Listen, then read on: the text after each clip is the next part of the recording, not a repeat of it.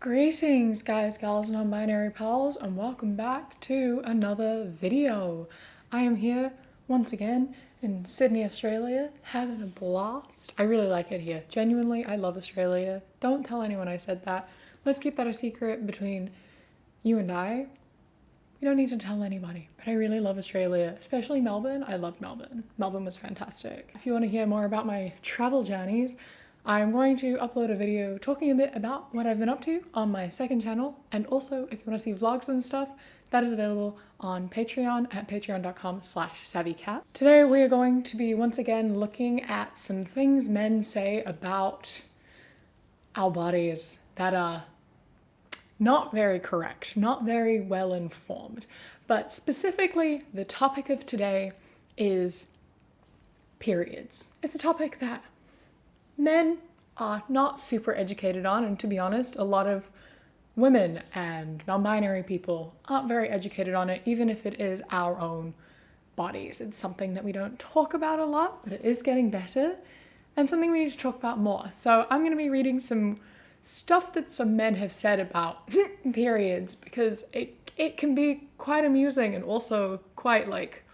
oh my god, we need more inclusive and better, not even sex education, just like education, like anatomy, biology, I guess. Because for some reason talking about like periods and menstruation falls under sex education, when I guess it's got to do with your reproductive cycle, but it's not got anything to do with sex. So yeah, and this video is brought to you by the wonderful Intimina, which I will tell you a little bit more about a little bit later. Also, I'm talking like relatively quietly because I'm sharing this hotel with Kat, obviously, and the bedroom is like, it's right there. I could see into it if I wanted to. This is more like my morning voice, which it is morning, so that makes sense. I just took my Ritalin with my cup of coffee because that's the most me thing you can do. Are you meant to do that? Probably not, but period pain. Girls, you don't understand my period. It hurts. Me, scoliosis, femoral plate, body bruises, depression, anxiety, and bad knee. Heh, sorry. And there's a little cartoon where this girl is bleeding like a little bit and this guy is like stabbed in the back a lot. It's like a lot of knives in his back. You know, he's hiding his pain because a woman's period pain is obviously comes first and it's much less, but he has to be strong and look after her. Anyway, that's what I got from the implication. Only men suffer from those things. You're right. Women only have periods. We only have periods. That's the only thing that we have that causes us pain. That's it. We have it so easy. We never struggle physically or mentally in any other way at all. It's not like the hormones that come with periods can cause several days of like depression, regardless of whether you are clinically depressed or not. The next one is not about periods. It kind of alternates between period post and not period post, but I can kind of bring them all to the same topic if I try my best. She's in her 30s, not all that young, Spellburn said. Stretch marks, so she's had at least one child. Only people with children get stretch marks. Being pregnant is the only thing that causes stretch marks. And it's not like they're called stretch marks because it's what happens when your skin stretches. So, you know, if you grow quickly as a child, that can cause stretch marks. A lot of people have stretch marks on their boobs because, you know, boobs can get kind of big and there's not always enough skin there for that. So that stretches out a bit. If you gain weight at any point, you can get stretch marks. Some people who aren't even very tall or large in any way have stretch marks just because they happen from growing. A majority of people have stretch marks. That's a fun fact for you. I'm not gonna touch on the next sentence of this because it's just kind of fucked up. I don't know the context of this post, but the next line is not the type that usually gets trafficked, and there's no positive way that is written. There is no way that could mean anything other than something like horrific. Told my boyfriend I came on my period but have no tampons in his house, so he told me to sit on the toilet and get most of it out. Men are fucking dumb, lol. It's so funny how often you do see men saying stuff like this about, like, there was that whole post that happened with this guy being like, why don't women just hold it in? It's not my fault they can't control their bladder. It goes back to the idea of them thinking that, like, just not piecing it together and not knowing, because that implies that they think, like, period blood and pee comes out of the same place, which means that your baby is in your bladder or you pee out of your uterus. And both of those are so hilarious to think about. This one here, sit on the toilet and get most of it out. This is why we need more comprehensive education around periods and why we need to, like, talk about it at school with all students. It doesn't matter the anatomy of the student, we need to talk about this stuff because it does come in handy for everyone at some point. It's just good to know this stuff, and it's good to know how each other's bodies work. When I was at school and we did this sort of stuff, we were not separated. So, like, I learned all about, like, male puberty, they all learned about female puberty and sex education. We were never separated from it because they thought it was important for everyone to know. And it is. However, no one ever really tells you that, like, your period is, like, uncontrolled. You know what I mean? Like, they don't tell you that you're bleeding, like, all the time or just, like, randomly throughout the day and that you have no control over that. That's not, like, said. They're just like, you bleed. And, like, everyone knows that. Like, I feel like we need to talk about it a little bit more. Sex education and, like, education around puberty and that stuff is so base level basic, and it needs to be a little bit more comprehensive, I think, just like a little bit. To go off of this, you know, a way to solve your problem of never having any tampons at your boyfriend's house? I mean, you could carry a box of tampons with you, but I'm gonna give you an alternative because I can. Interrupting myself here because it's a perfect time to tell you about today's sponsor, Lily Cup One by Intimina. Lily Cup One is a period haver's best friend, especially during the summer months. She is a menstrual cup that comes in this little case here that can fit so easily into any bag, and you open it up and then here she is. Pull her out, ready to go. You can insert and leave Lily Cup in for up to 8 hours before removing it, emptying it, putting it back in again should you need to. And the reason that Lily Cup One is your best friend during the summer months is that you can wear her in the ocean, you know? I am someone who loves to swim. I cannot live without swimming. I grew up in New Zealand, beaches everywhere. I can't live without swimming. And so with Lily Cup One, I don't have to. I can go for a swim any day of the month and I can forget about it, just leave her in without any worries. Another great thing about Lily Cup One is that it is a one-time purchase and then you can use her every month for years. So you're only making one purchase and then you don't have to think about buying any other period products for a really long time. She's reusable, so better for the environment, better for your wallet, very comfortable, worry-free. You can go for a swim, which is super important. It's really hot here. I'm in LA right now and it is so hot. I am dying. It was winter when I filmed the rest of this video and now it's summer. But that means I can go for a swim any day I want to. So thank you, Lily Cup One. If you would like to try her out, which I highly, highly recommend, then use the link in the description. I promise you will not regret it. Such a good product. I love it so much, not only because I can, you know, go for a swim any day I like and wear it comfortably without any worries, not only in summer, but all year round, but also the convenience of being able to fold her up and just keep it in a case that's just so easy to keep clean and just keep on me anytime without ever being without it. So if you also would like to try out Lily Cup One, then please use the link in my description. And now we shall get back into the video in winter. I want to go all the way in the fallopian tube. ... Question mark. You don't know about the fallopian tube? It's sexy or innocent. I hope that you don't know what the fallopian tube, if that's what you want to do. Like, you obviously don't know about the fallopian tube, or sorry, the fallopian tube. But surely, if you know the word, you've seen like a diagram, right? Surely you can figure out that that's not a thing you can do, nor try to do. And surely you can also know that that would not be pleasant for anyone, and it would kill someone. If it was physically possible, it would kill them. It's sexy that you're innocent.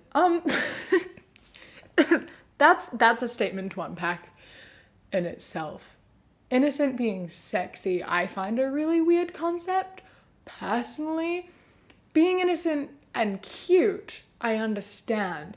Being innocent and sexy is really strange to me.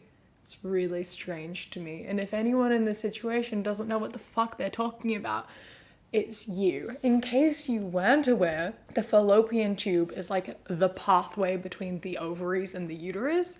So your eggs live in the ovaries, and then during ovulation, they're released and they make their way through the fallopian tube into the uterus, where if they are fertilized, they implant and then a baby grows. And if they're not fertilized, that's when you get your period. Fun fact, the fallopian tube should not be touched. In fact, anytime a fallopian tube is touched, it's for something like an ectopic pregnancy, where the egg gets fertilized in there.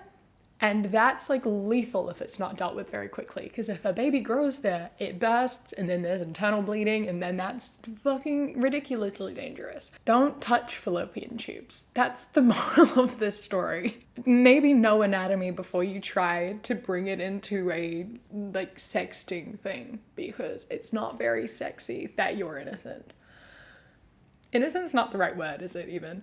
Uneducated is the word. Being uneducated about how my body works, and it's not very sexy. Did you know massaging breasts with olive oil will help you to increase the blood flow in your bust and help the lymph do their job? With olive oil breast massage, you will get firmer, toned, and bigger breasts. Your skin will be soft, moisturized, and more elastic. And someone just replied, so I'm sitting there, olive oil on my titties, which is just very funny. This is like, it's so insane to me how much of this sort of stuff is like on the internet. It kind of like sometimes even pops up on like the side of, you know, on your things you're reading on the internet, because it's like the doctors hate her kind of thing, you know, where it's just like a load of absolute bullshit, but people are like looking for these answers. We're made to feel insecure about our bodies. That's a fact.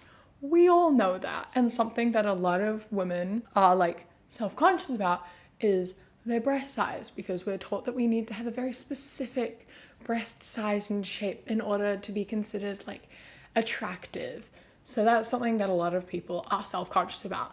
Myself included, I spent a really long time struggling with my body and with my like boob area because I had a partner who was the worst and told me that I needed to get plastic surgery when I was 14.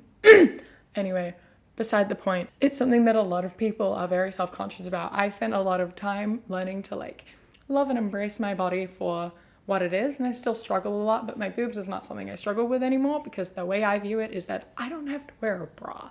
That's fantastic. That's great. I haven't worn a bra in so long. Sometimes I wear bralettes because the tops I wear are like see-through. So I'll wear like a bralette. I put on like a proper bra for the first time, like an underwire bra for the first time since COVID started.